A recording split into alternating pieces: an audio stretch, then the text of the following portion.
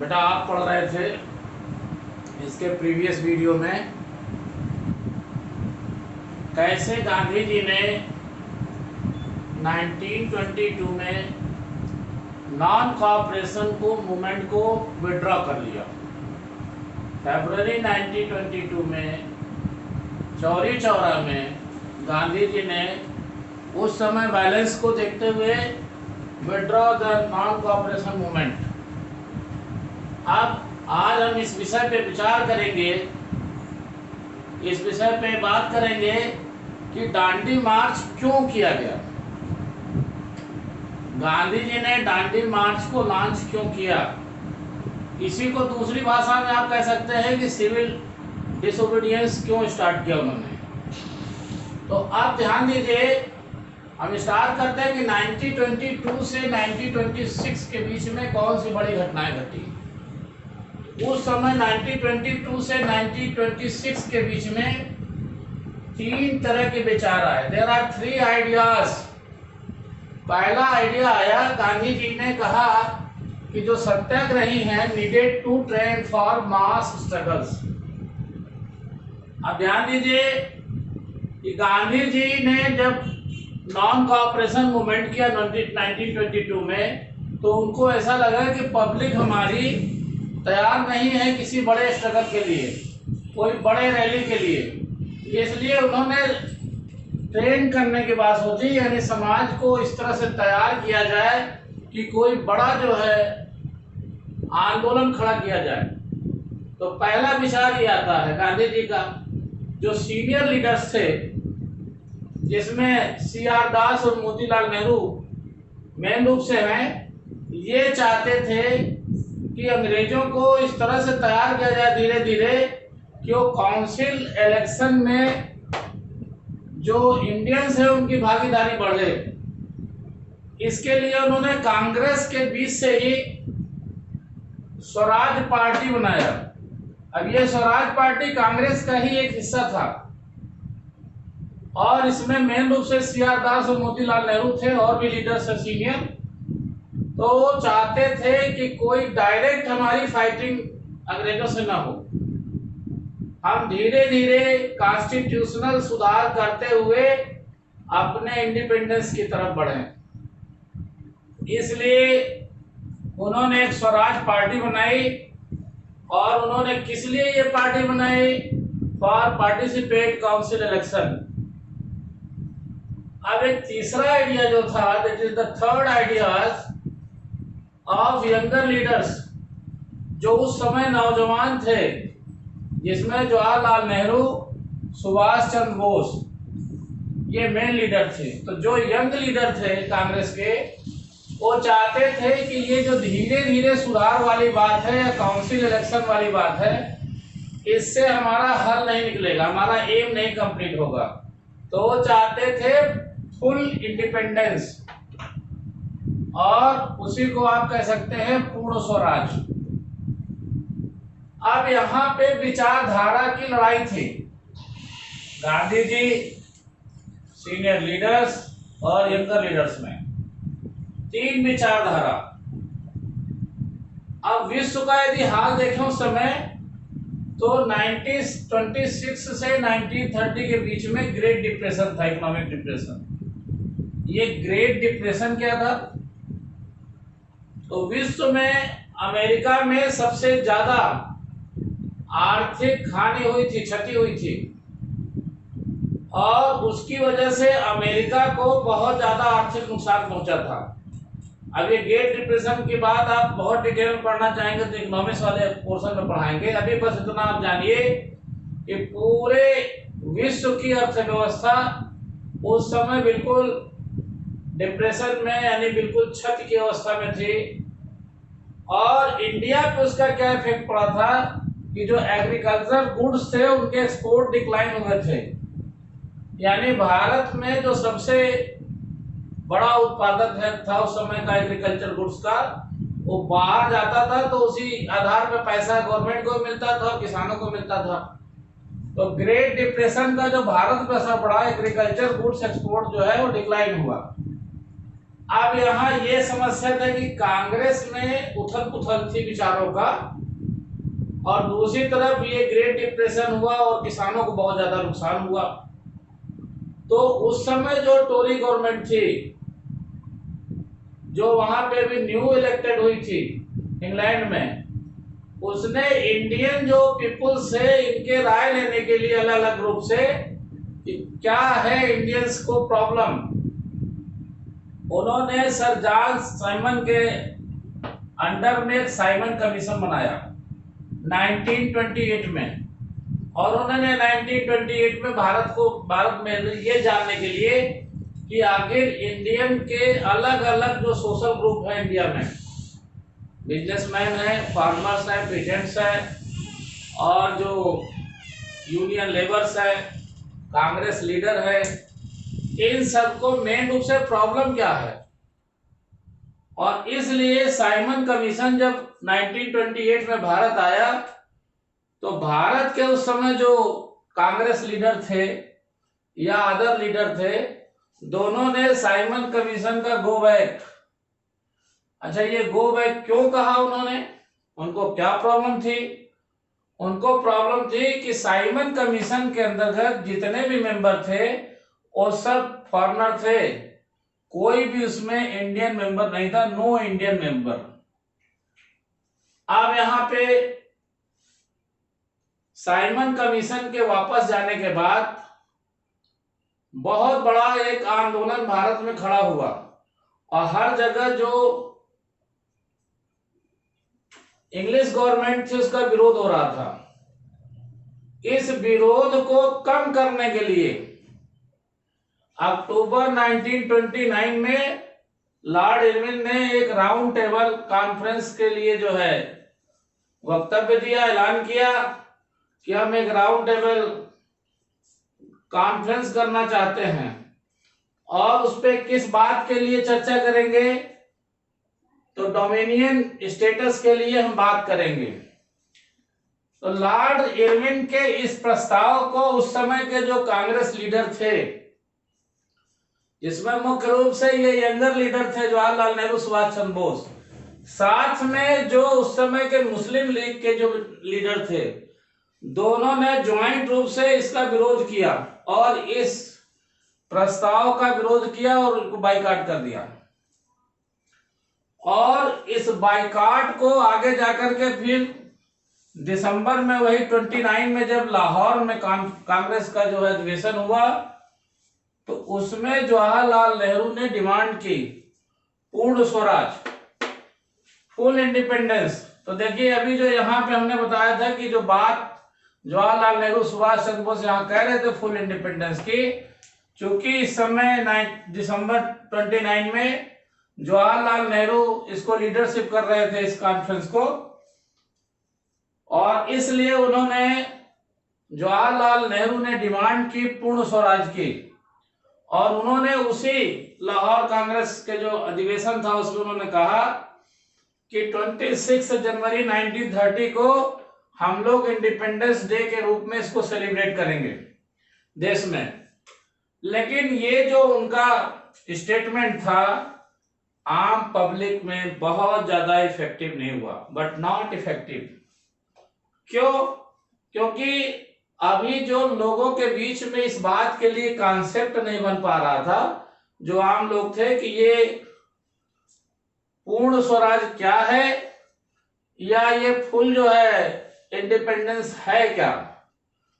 गांधी जी ने जब देखा कि ये जो प्रस्ताव पूर्ण स्वराज का आया या सेलिब्रेशन ऑफ इंडिपेंडेंस डे का, ये बहुत ज्यादा पॉपुलर नहीं हुआ, ये स्लोगन बहुत ज्यादा इफेक्टिव नहीं हुआ, तो उन्होंने ऐसे किसी विचार पे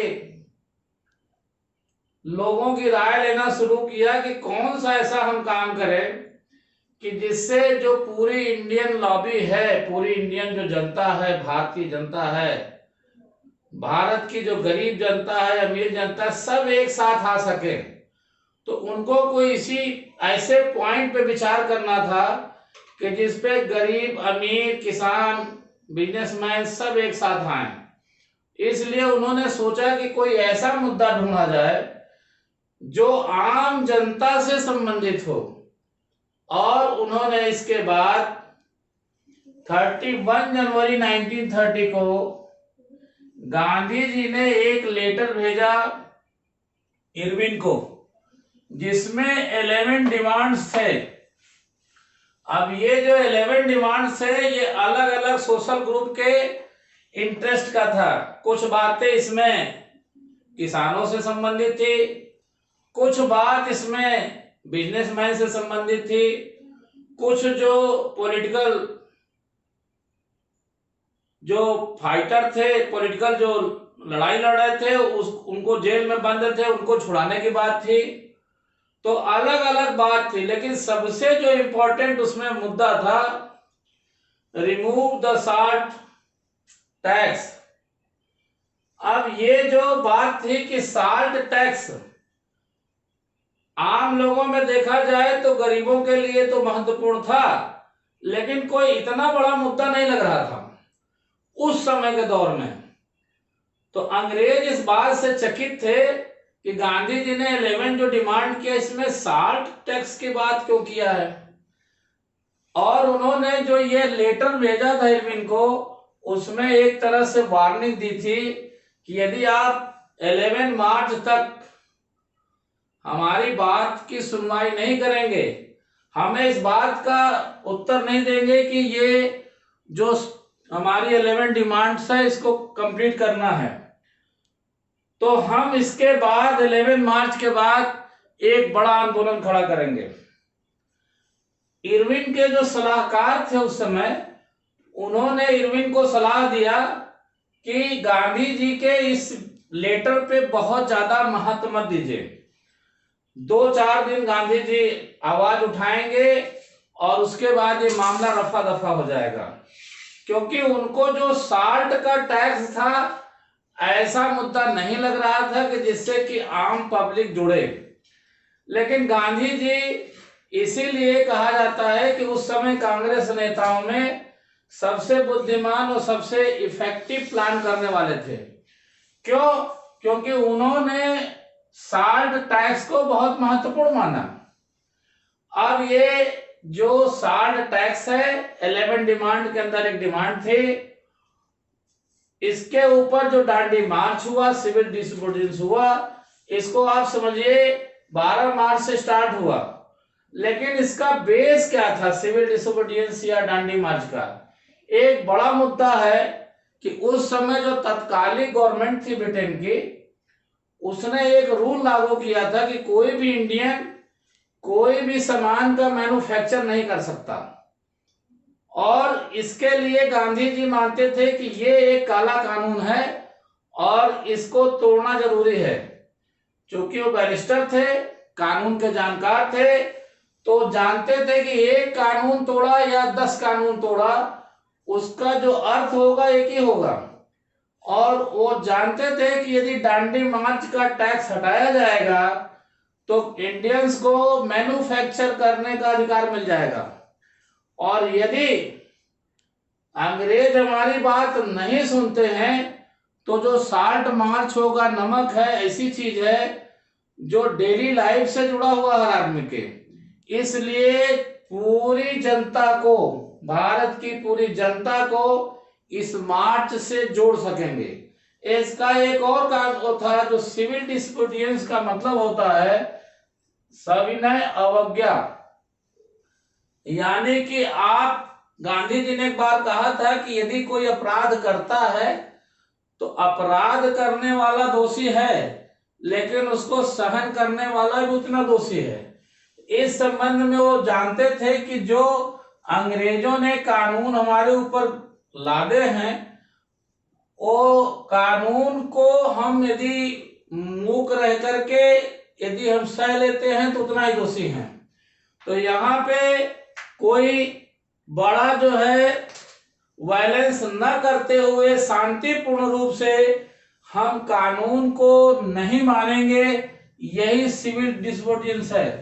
और इसको गांधी जी ने साल्ट से जोड़ दिया, नमक से जोड़ दिया, और इसलिए इसको साल्ट मार्च भी कहते हैं या दांडी मार्च, क्योंकि इसका एंड पॉइंट दांडी था, साबरमती से लेके दांडी तक। और इसको गांधी जी ने 12 मार्च 1930 को स्टार्ट किया था और 6 अप्रैल जो है 1930 को समाप्त किया था। तो इसलिए इसको दांडी मार्च भी कहते हैं और इसको 60 मार्च भी कहते हैं और इसको सिविल डिसोबीडियंस भी कहते हैं। तो इस तरीके से बेटा आपने देखा ये गांधी 12 मार्च 1930 को गांधी जी ने साबरमती आश्रम से दांडी के लिए दांडी मार्च निकाला। तो 12 मार्च 1930 को गांधी जी ने स्टार्ट दांडी मार्च। अब इसमें देखिए 6 अप्रैल को ये दांडी मार्च खत्म होता है और साबरमती आश्रम से स्टार्ट हुआ। और ये दांडी मार्च जो है वो दांडी का जो प्लेस है आश्रम से वो लगभग 240 माइल्स था, यानी इसको जो किलोमीटर में चेंज करेंगे तो 390 किलोमीटर। अब इसमें ध्यान दीजिए, जो मेन बात है, गांधी जी ने ट्रेंड 78 वॉलंटियर्स को अपने साथ लिया था और गांधी जी 10 माइल्स जो है डेली पर डे ट्रेवल करते थे। तो गांधी जी इस बीच करते क्या थे, लोगों को जागरूक करते थे और जिस भी गांव में रुकते थे वहां एक सभा होती थी, लोग वहां भजन कीर्तन करते थे, गांधी जी की स्पीच होती थी। और गांधी जी का जो मेन मकसद था, उनका जो मेन एम था, वो पब्लिक को जागरूक करना, अंग्रेजों के खिलाफ भड़काना और इस तरह का वो करना कि अंग्रेजों के खिलाफ एक पूरी जनमत तैयार हो। क्यों? क्योंकि पहले ही हम आपको बता चुके हैं कि दांडी में साल्ट मार्च यानी नमक बनाना था उनको जा करके। तो नमक किससे जुड़ा हुआ है? गरीब अमीर सभी व्यक्ति से। तो उन्होंने ये जो आंदोलन छेड़ा था उसका मेन मकसद था पूरे भारत के लोगों को जागरूक करना, अंग्रेजों के खिलाफ एक जनमत तैयार करना। और ये 24 दिन के बाद, आफ्टर 24 डेज, देखिए 240 माइल्स था पर डे, वो 10 माइल्स चलते थे। तो इस तरह से 24 डेज के बाद ये 6 अप्रैल को जाकर 1930 को ये दांडी में उन्होंने नमक बनाया। अब यहां से यहां तक की यात्रा में 24 दिन में स्टार्ट किया था उन्होंने 78 वॉलंटियर से, लेकिन यहां पहुंचते पहुंचते लाखों लोग उनके साथ इकट्ठा हो गए। यही नहीं, पूरे भारत में इसका न्यूज रिपोर्टिंग हुई। जो विश्व के बड़े न्यूज़पेपर थे उन्होंने इसको कवर किया और इसी के साथ भारत के अलग अलग हिस्सों में अंग्रेजों के खिलाफ बहुत बड़ा आंदोलन खड़ा हुआ। अप्रैल 1930 में पेशावर में घटना घटी। एक सीनियर लीडर थे अब्दुल गफ्फार खान, इन्होंने अंग्रेजों के खिलाफ एक बड़ा आंदोलन खड़ा किया, उनको अरेस्ट किया गया। और जब अरेस्ट किया तो अरेस्ट के विरुद्ध में बहुत से लोग सड़कों पे आ गए, आंदोलन करने लगे, जिसमें फायरिंग हुई और मेनी पर्सन किल्ड। ये कहाँ हुआ? पेशावर में। पेशावर इस समय पाकिस्तान में, उस समय हिंदुस्तान में था। अब मई 1930 में गांधी जी भी अरेस्टेड हुए, ठीक इसके 1 महीने बाद। और अलग अलग एरिया में भारत के 1 लाख पीपुल अरेस्टेड हुए। तो एक गांधी जी की जो कोशिश थी, उनकी जो कोशिश थी कि हम एक बड़ा आंदोलन खड़ा करें इस नमक आंदोलन के द्वारा, दांडी मार्च के द्वारा, तो गांधी जी इसमें सफल रहे। लेकिन जब उन्होंने देखा कि हमारे सारे लीडर अरेस्ट हो गए और जो अंग्रेजों ने बड़ी सख्ती की, तो गांधी जी को एक मैसेज मिला इरविन का कि आप जो है हमारे साथ बात करिए 2nd round table conference London में।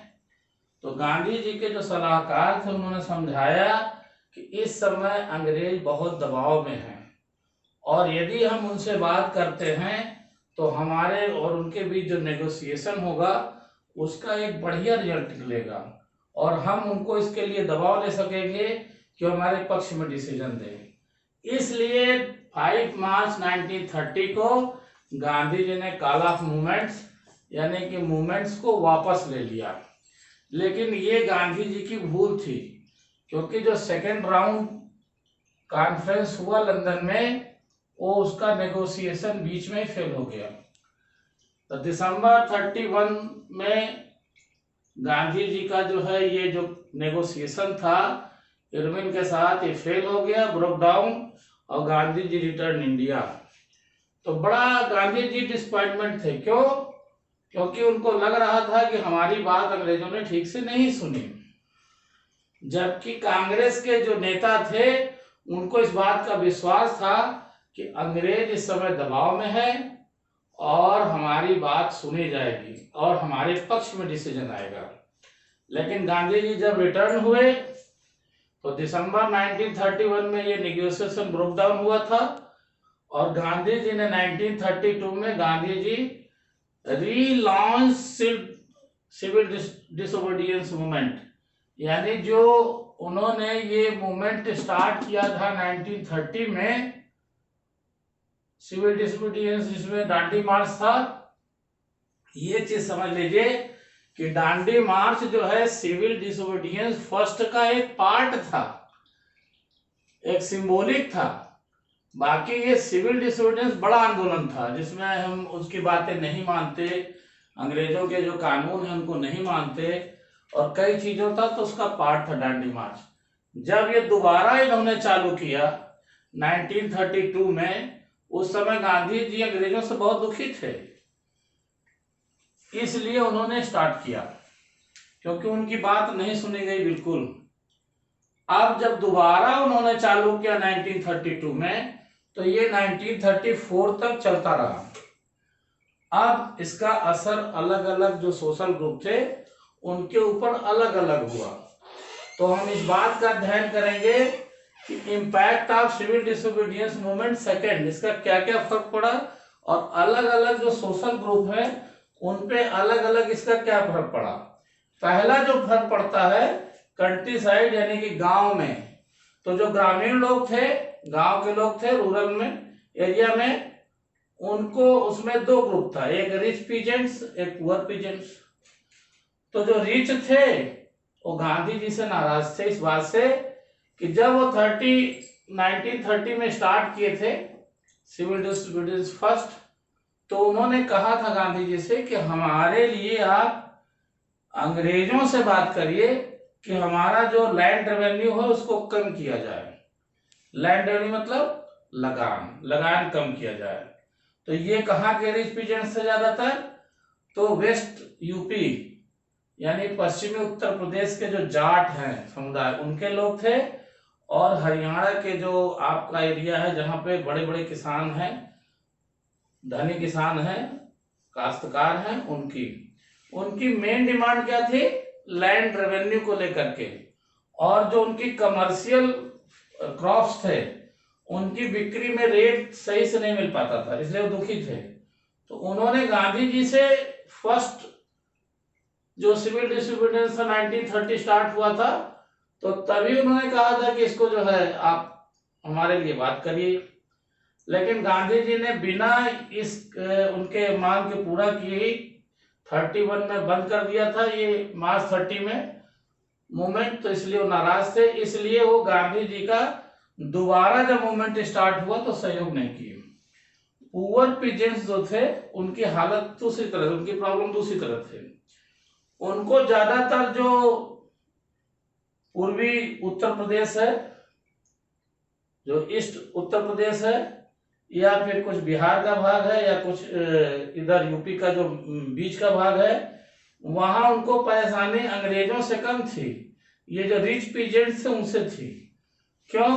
क्योंकि ये इनके खेतों पे जब काम करते थे तो इनको पूरा पैसा नहीं मिलता था। तो इसलिए उस समय जो समाजवादी आंदोलन चल रहा था, कम्युनिस्ट आंदोलन चल रहा था, तो कम्युनिस्टों की धारा क्या थी कि जो आपके हक को मारे उसकी पिटाई करिए, उनको ऊपर पत्थर मारिए, उनको आप हमला करिए और अपने हक को आप संघर्ष के द्वारा, वायलेंस के संघर्ष के द्वारा आप प्राप्त करिए। क्योंकि जो सोशलिस्ट हैं, कम्युनिस्ट हैं, वो मानते हैं कि आप संघर्ष जब तक नहीं करेंगे आपको हक नहीं मिलेगा। तो जो पुअर पीजेंट्स थे उनकी लड़ाई अंग्रेजों से तो थी ही नाराजगी, लेकिन ये जो उनके लोकल जो पीजेंट्स थे, जो धनी पीजेंट्स थे या जो जमींदार थे, ताल्लुकदार थे, उनसे थी। तो वो कम्युनिस्टों की तरफ खींचे जा रहे थे, उनसे वो ज्यादा प्रभावित थे। इसलिए वो गांधी जी के आंदोलन को अपने फेवर में नहीं मानते थे। वो सोचते थे कि हाँ, ये गांधी जी का जो आंदोलन है ये मेरे फेवर में नहीं है, इसलिए हम क्यों सपोर्ट करें। इसलिए बहुत जगह ऐसे थे, जबकि गांधी जी ने कई से प्रोग्राम किए छोटे छोटे जो पुअर पीजेंट्स के हक में किए, लेकिन चूंकि उनको ऐसा लग रहा था कि ये जो गांधी जी का आंदोलन है ये मेरे फायदे में नहीं है, इसलिए वो पूरी तरह से दूसरे वाले सिविल डिसोबीडियंस मूवमेंट में गांधी जी के साथ नहीं थे। अब आते हैं बिजनेस क्लास पे। बिजनेस क्लास में भी रिच बिजनेसमैन थे, उसमें ज्यादातर जो बिजनेसमैन थे वो 1927 में स्थापित हुआ था उसके सदस्य थे, जिसमें बिरला और जो है मुख्य थे, और भी कई थे इंडस्ट्रियलिस्ट। तो इन लोगों का मानना था कि हमने फर्स्ट में बहुत ज्यादा आंदोलन में साथ दिया आपके, और फॉरेन गुड्स को जो बाइकॉट है उसमें बिजनेसमैन का बहुत बड़ा हाथ था। वो विदेशी सामान नहीं लाते थे, जो विदेशी गुड्स यहाँ पे बिकना था वो नहीं बिकता था, इससे अंग्रेजों का बहुत नुकसान हुआ। तो गांधी जी मानते थे कि बिजनेसमैन के बिना सपोर्ट के हमारा कोई भी प्रोग्राम सफल नहीं होगा। लेकिन जब सेकंड हुआ उनका राउंड, ये जो गांधी जी और इरविन के बीच में वार्ता चल रही थी, सेकंड राउंड टेबल कॉन्फ्रेंस, जब ये फेल हो गया तो ये बिजनेसमैन बहुत निराश हुए और इनको बहुत आशा थी कि इसमें यदि सफलता मिल जाएगी तो हमको एक रास्ता मिलेगा। तो जो यहाँ पे रिच बिजनेसमैन थे क्लास, उन्होंने गांधी जी के सेकंड वाले में इसलिए नहीं समर्थन किया क्योंकि उनका बिजनेस हर बार डिसबैलेंस हो जाता था। कोई बड़ा आंदोलन खड़ा होता था, वो भाग लेते थे, वो विरोध करते थे और उनका बिजनेस नुकसान होता था। तो उनका कंफ्यूजन बना रहा गांधी जी के दूसरे डिसोबीडियंस मूवमेंट के सफलता के लिए। अब इसी में छोटे बिजनेसमैन और इंडस्ट्रियल वर्किंग क्लास था। तो छोटे बिजनेसमैन की जो समस्या थी वो कई तरह की थी, इस वजह से वो नहीं भाग ले रहे थे। और इंडस्ट्रियल वर्किंग जो क्लास था, जिसको मजदूर कह सकते हैं आप, जो कर्मचारी थे किसी न किसी इंडस्ट्री के, तो उनकी समस्या क्या थी कि उनके जो मालिक हुआ करते थे, यानी बिग बिजनेसमैन जो होते थे, वो उनको सैलरी पूरी नहीं देते थे, उनको सताते थे। अब यहाँ पे कंफ्यूजन था गांधी जी का कि यदि उनके पक्ष में बोलते हैं तो ये नाराज हो जाते थे और इनके पक्ष में बोले तो ये नाराज होते थे। लेकिन जैसे यहाँ पे उन्होंने पुअर पीजेंट्स के लिए बहुत वर्क किया है, वैसे इंडस्ट्रियल वर्किंग क्लास के लिए गांधी जी ने बहुत काम किया। कई ऐसे आंदोलन थे जिसमें इनके लिए उन्होंने आंदोलन किया और कई ऐसे आंदोलन में सहयोग किया। इसलिए बहुत बड़ा एक तबका जो वर्किंग क्लास का था, इंडस्ट्रियल क्लास का, वो गांधी जी के साथ में था। लेकिन एक तबका ऐसा भी था जो बिग बिजनेसमैन के साथ होने की वजह से वो गांधी जी के इस कार्यक्रम में नहीं था। एक जो थर्ड पार्ट है, थर्ड सोशल ग्रुप है वुमेन्स का। तो जो महिलाएं थी, तो गांधी जी मानते थे कि बिना महिलाओं के सहयोग से कोई भी हमारा आंदोलन सफल नहीं होगा। तो महिलाएं दो तरह का वर्क करती थी कांग्रेस के किसी भी मूवमेंट में। एक तो बैक से सहयोग करती थी और दूसरा होता था कि जैसे कोई औरतों के बीच जागरूकता करना हो या उनसे फंड लेना हो तो उसमें बहुत सहयोग करती थी। अब जैसे यहाँ पे साल्ट जो मार्च था, इसके बाद जब आंदोलन हुए और जब अंग्रेजों के खिलाफ लोग नमक कंपनियों के सामने आंदोलन करते थे और मजदूरों को रोकते थे, तो उस समय पुलिस जो मैन थे वो कांग्रेसियों की पिटाई करते थे और जब वो चोट लग जाती थी उनको, तो यही वुमेन्स जो है एक ग्रुप होता था इनका, कांग्रेस के वुमेन्स ग्रुप का, वो उनकी ट्रीटमेंट करते थे। इसी तरह से जहां भी शराब की दुकानें होती थी तो गांधी जी ने विदेशी शराब का बहिष्कार, विदेशी सामानों का जो बहिष्कार किया था, उसमें वुमेन्स जो ब्रिगेड होती थी वो आगे जाकर के उस दुकान को बंद कराने में और उसके सामने प्रदर्शन करने में पूरा सहयोग करती थी। लेकिन वुमेन्स जो कांग्रेस में थे लीडर, वो गांधी जी के इस बात की वजह से, गांधी जी का मानना था कि जो वुमेन्स का बड़ा तबका है वो घर के काम को पूरी तरह से जिम्मेदारी पूर्ण करे, क्योंकि उनके पास दायित्व है बच्चों का, उनके पास परिवार का दायित्व है। इसलिए कई अवसर पर उन्होंने कहा कि वुमेन्स पहले घर का काम संभालें, उसके बाद किसी कार्यक्रम में भाग लें। इस कारण से गांधी जी ने कभी भी उनको खुल करके सामने आने का मौका नहीं दिए, या दूसरी तरह आप कह सकते हैं कि समाज उतना जागरूक नहीं था कि औरतें बढ़ चढ़ करके कांग्रेस के किसी कार्यक्रम में भाग लें। तो 2-4 जो मुख्य लीडर छोड़ करके कोई भी बड़ा वुमेन्स लीडर नहीं हुआ कांग्रेस में। इसलिए जो बड़ा तबका था वुमेन्स का, वो मानता था कि हम जो है इसके कांग्रेस के जो ये आंदोलन है इसमें हम पूरी तरह से भाग न लें। अब आता है हम कि ये जो सिविल डिसोबीडियंस जो ये कार्यक्रम हुआ, इसकी जो है लिमिट्स क्या है, क्या कमी रह गई, क्या सीमाएं हैं। लिमिट्स का मतलब होता है सीमाएं या कमी। तो उस समय में 2 बड़े ग्रुप थे जो पूरे गांधी जी के कार्यक्रम से कहीं ना कहीं नाराज थे, या उनको लगता था कि हम जो है इस सारे जो है फंक्शन में, प्रोग्राम में बाहर हैं, हम कार्यक्रम बाहर। एक पहला था अनटचेबल्स, अछूत, जिसे हम दलित या हरिजन भी कह सकते हैं, इनका एक बहुत बड़ा तबका था, और एक जो मुस्लिम भाई थे उनका था। तो ये जो अनटचेबल्स थे, इनकी बहुत दिनों से भारतीय समाज में, स्पेशली हिंदू समाज में ये डिमांड थी कि हमको पूरी तरह से अपने साथ नहीं लिया जाता है। उसके कई धार्मिक और सामाजिक कारण थे। तो उनका डिमांड था, उनको लगता था कि देश की आज़ादी यदि हो जाती है और उस ख्याल में यदि हमारी जो परेशानियां हैं, जो हमारे सोशल डिमांड्स हैं, यदि वो पूरे नहीं हो पाते तो हमें ये स्वतंत्रता के बाद भी प्रॉब्लम होगी। इसीलिए 1930 में उन्होंने, जो डॉक्टर बी.आर. अम्बेडकर उनके बड़े नेता हुए, उन्होंने डिमांड की सेपरेट इलेक्टोरेट्स की। ये सेपरेट जो है इलेक्टोरेट, क्या मतलब है, अलग से चुनाव क्षेत्र हो और उनके जो वर्ग हैं उनके लिए अलग से सीट आरक्षित किया जाए। तो उनकी 2 मांग थी, 1930 में उन्होंने मांग की थी। गांधी जी को जब ये पता चला तो उन्होंने 1932 में पुणे में एक अनशन कर दिया उन्होंने कि हमसे जो है बात करें अम्बेडकर जी। और जब इनकी बात हुई गांधी जी और बी.आर. अम्बेडकर के बीच में, तो 2 मांगे रखी बी.आर. अम्बेडकर जी ने। पहला उन्होंने रखा कि सेपरेट हमारे लिए इलेक्टोरेट्स हो, यानी कि चुनाव क्षेत्र अलग हो और उसमें जो चुनाव हो उसकी तारीखें अलग हो, अलग से चुनाव हो, और दूसरा कि रिजर्वेशन हो। तो 2 मांग में से एक गांधी जी ने मान लिया और दूसरा उन्होंने रिजेक्ट कर दिया।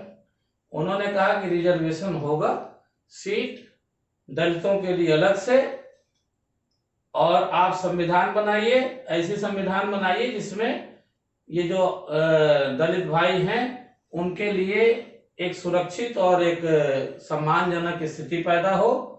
लेकिन एक जो अलग से इलेक्शन हो उसकी बात उन्होंने नहीं मानी। उन्होंने कहा कि इलेक्शन सबका एक साथ होगा। तो एक बात गांधी जी ने मान ली उनकी और एक बात गांधी जी की उन्होंने मान ली। इस तरह 1932 में अम्बेडकर और जो गांधी जी के बीच जो वार्ता हुई, जो पैक्ट, उसको पूना पैक्ट कहते हैं। अब आते हैं इधर जो मुस्लिम बिरादरी थी, इसमें मोहम्मद अली जिन्ना इसके प्रसिद्ध जो है नेता हुए, जो बाद में पाकिस्तान के बंटवारे के लिए जिम्मेदार माने जाते हैं। इनकी डिमांड थी कि हम लोग भी जब आज़ाद होंगे, भारत आज़ाद होगा, तो उस समय जो हमारी बिरादरी के लोग हैं, मुस्लिम बिरादरी के, ये यदि इनको स्पेस नहीं मिलेगा, यहाँ पे बहुत ज़्यादा प्रतिनिधित्व तो नहीं मिलेगा, तो उनके लोगों को जो हिंदू मेजॉरिटी है दबाएगी, सताएगी, ऐसा उनका विचार था। इसलिए वो सेपरेट मांग रहे थे। तो पहले तो उनकी मांग थी कि बंगाल में और इधर आसाम में, बंगाल में और इधर के क्षेत्रों में जो हमारी जहाँ पे जनसंख्या ज़्यादा है, वहाँ हमें अलग से, जैसे ये अंबेडकर जी ने सेपरेट कर लिया है इलेक्टोरेट, उसी तरह से हमें भी किया जाए। लेकिन बाद में जब इस तरह का कोई सेपरेट जगह नहीं तय हो पाया, उस समय हिंदू महासभा की जो पार्टी थी इस बात का विरोध की, तब उनको ये लगा कि नहीं, हमको अलग से देश चाहिए, और बाद में इसको बहुत तरीके से अलग अलग आंदोलनों की जगह मांगा गया, और फिर बाद में जब तक पाकिस्तान का विभाजन नहीं हो गया तब तक ये मांग चलती रही। तो इस तरीके से आप देखेंगे कि जो सिविल डिसोबीडियंस मूवमेंट हुआ, उसके फर्स्ट फेज में क्या प्रॉब्लम थी, क्या क्या घटनाएं घटी, सेकेंड फेज में क्या क्या घटनाएं घटी, तो ये आप देख सकते हैं। और देखिए इस पार्ट के बाद एक थर्ड पार्ट है इसी का, उसको पढ़ाएंगे। इसमें जो आपके क्वेश्चन बनते हैं या कोई ऐसा पॉइंट नहीं समझ में आता तो कमेंट बॉक्स में लिखिए, और इसको आप लाइक भी करिए, सब्सक्राइब करिए, जिससे कि आपके जो वीडियोज हैं आगे देखा कि गांधी जी 1932 में फिर से लॉन्च किया उन्होंने डिसोबीडियंस मूवमेंट को, लेकिन वो सफल नहीं हुआ। जितना वो सोचे थे या जो उनकी उम्मीद थी उस पर सफल नहीं हुआ। उसका कारण दो था बड़े, कि एक पहला तो ये था कि डॉक्टर बी.आर. अम्बेडकर जो थे, उनके नेतृत्व में एक दलितों का एक बहुत बड़ा संगठन बना, और दलित लोगों को ये फील हो रहा था कि आज़ादी के बाद जो हमारे साथ अत्याचार हो रहा है उसका क्या हल निकलेगा। इसलिए इस शंका की वजह से वो चाहते थे कि कुछ न कुछ ऐसा हमारा सेटलमेंट हो जाए गांधी जी के साथ कि इन फ्यूचर जब देश आज़ाद हो तो हम सुरक्षित हों। दूसरा एक बहुत बड़ा ग्रुप था जो मुस्लिम भाई थे, उनके अंदर एक शंका की भावना थी कि देश जब आज़ाद होगा तो जो मेजॉरिटी है हिंदुओं की, वो हमारे साथ नाइंसाफी न करें। इसके लिए वो क्या कर रहे थे कि बार बार या तो एक अलग देश की मांग कर रहे थे, या कुछ ऐसे व्यवस्था चाहते थे कि बंगाल और पंजाब में जो काउंसिल इलेक्शन है उसमें कुछ सीट उनके लिए रिजर्व किया जाए। लेकिन जब हिंदू महासभा ने इसका विरोध किया पब्लिकली, तो उनको लगा कि हमें अलग देश की मांग करनी चाहिए। तो ये एक ऐसा दौर था जो भारत में कंफ्यूजन का दौर था, और उस समय में जो बहुत दिनों की लंबी लड़ाई लड़े थे, गांधी जी थे, सुभाष चंद्र बोस थे, या जवाहरलाल नेहरू थे, या जो भी बाल गंगाधर तिलक थे, ऐसे जो नेता सोच रहे थे कि हमारा जो लड़ाई है बिल्कुल किनारे पे आ गया है, और इस समय यदि कोई बात बिगड़ेगी तो हमें बहुत लंबे समय तक गुलामी झेलनी पड़ेगी। इसलिए उन्होंने एक ऐसा विचार किया, सेंस ऑफ कलेक्टिव बिलोंगिंग का मतलब हुआ कि एकता की कोई ऐसी भावना हो जिसमें पूरे भारत को बांधा जाए। तो ये एक बहुत बड़ा प्रयास था, और इसी प्रयास के तहत 20th century with the growth of nationalism, ये नेशनलिज्म शब्द जो है बार बार आएगा, इसका मतलब है देश से प्यार। नेशन का मतलब राष्ट्र होता है, और हमें राष्ट्र से प्यार हो, राष्ट्र प्रेम हो, तो नेशनलिज्म है। तो इसके लिए जो लोगों ने सोचा कि हम कुछ इमेजिन करें ऐसा जिससे भारत की ज्यादा से ज्यादा संख्या या पूरी संख्या जुड़ सके, तो उन्होंने जो पुराने पद्धति थे यानी पुराने कुछ भावनाएं थी उसको उभारने की कोशिश की। तो इसका प्रयास सबसे पहले हुआ कि नेशनलिज्म का जो ग्रोथ हुआ उसमें created the image of Bharat माता। अब यूरोप में क्या था कि वन रिलीजन या वन रेस या वन जो है लैंग्वेज के आधार पे सब लोग अपने को यूनिफाई कर लेते हैं। बट भारत में मल्टीकल्चर सभ्यता, यहाँ पे बहुत डाइवर्सिटी है इन लैंग्वेज, कल्चर, जोग्राफिकल भी डाइवर्सिटी है, तो इसलिए यहाँ पे कोई ऐसी भावना जो नेशनलिज्म की है बन नहीं पा रही थी। तो जो विद्वान थे उस समय के, उन्होंने एक हल निकाला कि ये जो धरती है भारत माता है, हम इसकी संतान हैं, इस तरीके से हम आपस में एक दूसरे भाई भाई हैं। तो इन 20th century with the growth of nationalism created an image of Bharat माता। अब पहले से पुराणों में या कहीं भी ग्रंथों में भारत माता की कोई तस्वीर नहीं है, न तो कोई ऐसी इमेज है। तो ये इमेज क्रिएट की गई, और क्रिएट की गई भारत माता। तो सबसे पहले इसका प्रयास किया, इसकी भावना का अवनींद्रनाथ ने, उन्होंने प्रिंटिंग की भारत माता का। उसने एस्टिक क्वालिटी दी, यानी सन्यासिनी का रूप दिया। तो इसको आप फिगर के द्वारा देखेंगे सन्यासिनी का रूप जैसे कैसे दिया है उन्होंने। और उसमें उन्होंने एक सौम्य चेहरा और एक ऐसा जो है उनको दिखाया गया है कि जिससे वो सन्यासिनी है। तो भारत माता को दिखाया गया। उसी समय बंगाल में 1870 में बंकिम चंद्र चटर्जी, चट्टोपाध्याय भी कहते हैं, बंकिम चंद्र चट्टोपाध्याय ने एक नोवेल लिखा आनंद मठ। ये आनंद मठ एक विशेष प्रकार का उपन्यास था, जिसमें राष्ट्रवादी जो लोग हैं एकत्रित होकर के अंग्रेजों के खिलाफ लड़ाई लड़ते हैं। तो उसको उन्होंने जो लिखा, तो उसमें एक बहुत प्यारा गीत वंदे मातरम लिखा। ये आनंद मठ में लिखा गया था, लेकिन बाद में वंदे मातरम इतना ज्यादा फेमस हो गया कि जब भी कोई बंगाल में या बंगाल के बाहर भी कोई राष्ट्रवादी आंदोलन होता था, तो वंदे मातरम में एक यूनिटी का प्रतीक था और लोगों के अंदर एक जोश पैदा करता था। बंगाल में उस समय में जितने क्रांतिकारी हुए, यदि उनको फांसी की सजा मिली तो वंदे मातरम का गीत गाते हुए फांसी की सजा उन्होंने झेल ली। तो इस तरीके से एक जो भारत माता की तस्वीर इमेज बनाई गई, और एक दूसरा आनंद मठ में जो वंदे मातरम का गीत है, ये दोनों स्पेशली बंगाल को एक सूत्र में बांधा। भारत के और हिस्सों में भी इसका प्रचार हुआ। तो कई जगह जो उस समय के आर्टिस्ट थे, जो राइटर थे, पोएट थे, उन्होंने ये तलाशा कि अंग्रेजों के खिलाफ हम जो पुरानी हमारी लोक गाथा है, लोकगीत है, या कुछ ऐसी चीजें हैं जिसको हम उभार करके, उसको लिख करके लोगों को एक सूत्र में बांधने की कोशिश की उन्होंने। तो इसका जो प्रयास हुआ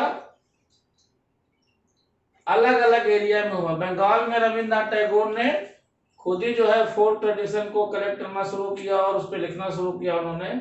उसमें गीत है, कहानियां हैं, बाकी चीजें। क्यों? क्योंकि उस समय अंग्रेजों के मन में एक वो लिटरेचर जो लिखते थे उसमें भारतीयों को पुअर दिखाते थे, उनके कल्चर को खराब दिखाते थे, और ये दिखाने की कोशिश करते थे कि कहीं ना कहीं हम जो अंग्रेज हैं वो सुप्रीम रेस में हैं, या हमारी जो ट्रेडिशन है, हमारा जो कल्चर है वो एडवांस कल्चर है। तो जो भारत के विद्वान थे उन्होंने पुराने समय में जो उनको ऐसा लगता था कि कुछ ऐसी चीजें हैं, कुछ ऐसी हमारी विशेषता है कल्चर की जो अच्छा है, उसको उन्होंने उभारने की कोशिश की। इस संबंध में कुछ जो पाश्चात्य विद्वान थे उन्होंने भारतीय पुराणों का और वेदों का अध्ययन किया और उसमें उन्होंने अच्छी बातें लिखी या देखी, तो उसको उन्होंने उभारने की कोशिश की। तो इसी तरह से मद्रास में भी नीतिशा शास्त्री जो थे उन्होंने किताब 4 वॉल्यूम में उन्होंने किताब लिखी थी, folklore of the southern India. तो ये 4 वॉल्यूम में था। इसमें भी उन्होंने जो पुराने लोकगीत थे या पुराने जो पद्धति थी या ट्रेडिशन था उसको उन्होंने अच्छा दिखाया, तमिल में लिखा हुआ गया था वो। इन 1921 इसी बीच स्वदेशी मूवमेंट चालू हो जाता है पूरे भारत में, और 1921 में गांधी जी ने एक उन्होंने फ्लैग जो है डिजाइन किया। तो डिजाइन द स्वराज फ्लैग, और रेड ग्रीन व्हाइट कलर का था, उसमें बीच में चरखा बना हुआ था, व्हील बना हुआ था। इसके पहले एक और जो है बन चुका था फ्लैग, उसमें फ्लैग था जिसमें रेड ग्रीन और व्हाइट था, और उसमें चांद दिखाया गया था, वो यूनिटी था मुस्लिम और हिंदू का।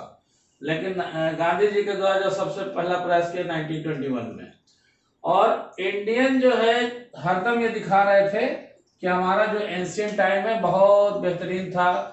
आज जो अंग्रेज हैं शासन कर रहे हैं उनकी कल्चर से कहीं ना कहीं बहुत अच्छा था। तो एक भारतीय इतिहास में द्वंद्व का समय था, यानी कल्चर और सभ्यता का द्वंद्व था। अंग्रेज ये दिखा रहे थे कि जो हमारी सभ्यता है ये ज़्यादा एडवांस है और ज़्यादा अच्छी है, मॉडर्न है, और इंडियन दिखा रहे थे पुराने टाइम में, एंशियंट टाइम में हमारे ज़्यादा डेवलप थे, और उसको बार बार दिखा रहे थे। तो Indian road about the glorious development in the ancient time. तो हमारे प्राचीन समय में खगोल पद्धति जो थी, मैथ था, फिलॉसफी थी, आर्ट था, ये बहुत अच्छी थी। तो ये एक तरह से एक कल्चर पे दूसरे कल्चर को प्रायोरिटी देने का या ज़्यादा जो है अच्छा दिखाने का, ग्लोरियस दिखाने का एक प्रयास था। उससे क्या हो रहा था कि लोगों के जो बुद्धिजीवी हैं या जो ऐसे पढ़े लिखे लोग हैं उनके मन में ये विश्वास हो कि हमारा जो कल्चर है वो बेहतर है। इसी एफोर्ट में कई प्रयास हुए कांग्रेस की तरफ से, और ये भी बार बार प्रयास किया जा रहा था कि भारत के जो अलग अलग कम्युनिटी हैं या सोशल ग्रुप हैं उनके अंदर में एकता की भावना आए। लेकिन ये बहुत आसान नहीं था। This is force to unify peoples जो आर नॉट विदाउट प्रॉब्लम्स। बहुत सी प्रॉब्लम्स आ रही थी।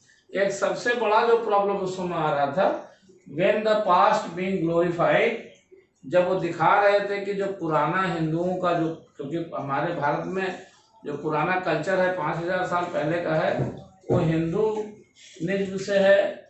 हिंदू के अंदर जो है जो कल्चर है उसको हिंदू कल्चर भी कहते हैं। और उस समय में कई ऐसे विद्वान हुए जिन्होंने कई बुक्स लिखी। तो जब पुरानी चीजों को when the past being glorified was Hindu then other community felt left out.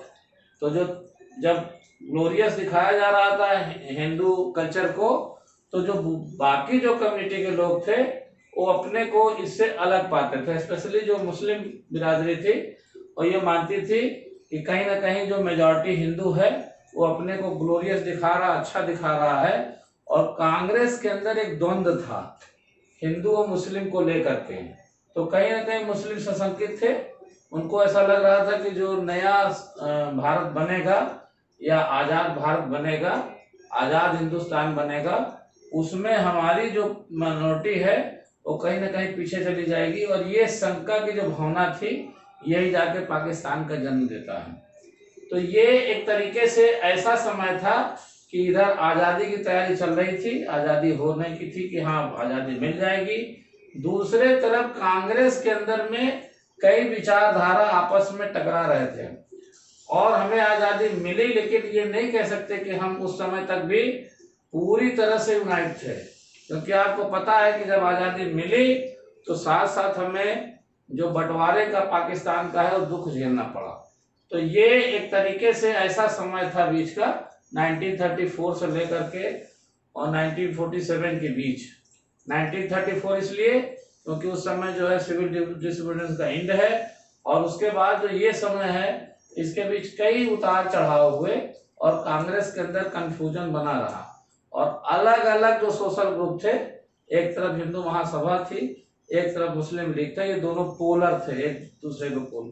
Congress इसके बीच में दो पोल के बीच में झूल रही थी।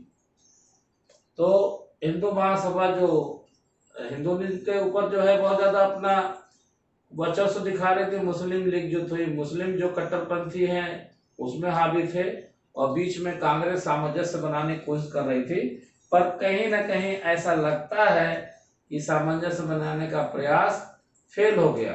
एक बार ऐसा लगा 1927 में कि ये प्रयास सफल हो जाएगा, बट उस समय हिंदू महासभा के जो पब्लिकली विरोध किया, जिसमें ये बात खुल करके आई कि जो समझौता की कोशिश की जा रही है पंजाब और बंगाल में मेजॉरिटी जहाँ पे है मुस्लिम, वहाँ पे जो वहाँ की विधानसभा परिषद है वहाँ उनको प्रतिनिधित्व देने की बात आ रही है, उसके लिए विरोध किया जब हिंदू महासभा ने, तो बात खत्म हो जाएगी और अंत में पाकिस्तान का बंटवारा तक की बात चली गई 1947 में। तो आपने ये देखिए, ये जो चैप्टर का है इंड है, और आप इस चैप्टर से संबंधित जो भी प्रॉब्लम हो कमेंट बॉक्स में लिखिए। हमारे जो चैनल है, हम कोशिश मेरी है कि विद इन 3 या 4 मंथ में हिस्ट्री और सिविक्स का जो पार्ट है ख़त्म करेंगे। सोशल का जो और पार्ट है, इकोनॉमिक्स का और ज्योग्राफी पे, उस पर भी अच्छा नोट्स देंगे। बशर्ते आपको कोई प्रॉब्लम दिखे, कहीं कोई आपको ऐसा लगे कि कंफ्यूजन है, तो इसको कमेंट बॉक्स में लिखिए और लगातार लाइक और सब्सक्राइब करते रहिए, जिससे आपको इसके बाद हम चैप्टर देंगे नेशनलिज्म का, उस पर यूरोप का, उसके बाद फिर हम इकोनॉमिक्स में जाएंगे, फिर हम सिविक्स में जाएंगे। तो जो भी आपके वीडियोज होंगे तुरंत मिलते रहेंगे यदि आप सब्सक्राइब करेंगे। तो आपसे अनुरोध है, और इस चैप्टर को अच्छे से पढ़िए क्योंकि ये वेरी इंपॉर्टेंट है, और ये चैप्टर आपको फुल मार्क्स देगा। इसलिए क्योंकि इसको आप जितना मैंने पॉइंट दिखाया है, यदि आप अच्छे से पढ़ेंगे तो आपकी 2 ही चैप्टर आ रहे हैं, नेशनलिज्म इन यूरोप और नेशनलिज्म इन इंडिया। ये जो 2 चैप्टर है, इसी चैप्टर पे पूरी हिस्ट्री है। एक चैप्टर आपको ये बहुत अधिक मार्क्स का है, फिर दूसरा चैप्टर है, वो दोनों पढ़ाएंगे। आप सब्सक्राइब करके और जो है इसका जो है लाइक करिए, और आप नेक्स्ट वीडियो पाने के लिए जल्दी से जल्दी आप तुरंत जैसे वीडियो अपलोड होगा आपको मिल जाएगा। Thank you.